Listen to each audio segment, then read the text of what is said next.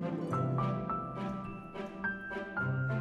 we're going to work on estimating the lining yardage. And one thing I wanted to show you is on a coat or a man suit jacket, they will do this hem that gives you a little bit of give. So it's not hemmed right on the fold, but this is so that when you sit in that coat or jacket, it'll give a little bit. It won't pull on that hem. So when we measure, we're going to have to measure that extra bit in there.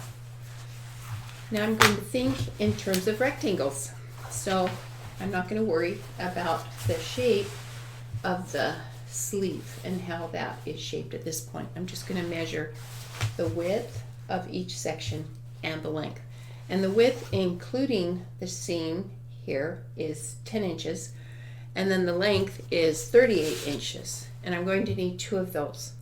So that's 20 inches of the 60 wide fabric that I have, 60-inch wide fabric that I have is will be taken up by these 2 fronts.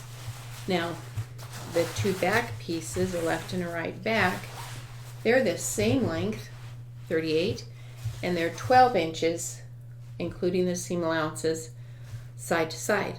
So that's going to be 24 inches. So I've got 24 inches and 20 inches. That's my 44 inches of my 60 wide fabric. Now my sleeves, I'm going to measure around the widest part, which is right under the armpit and around, and that's 15 inches.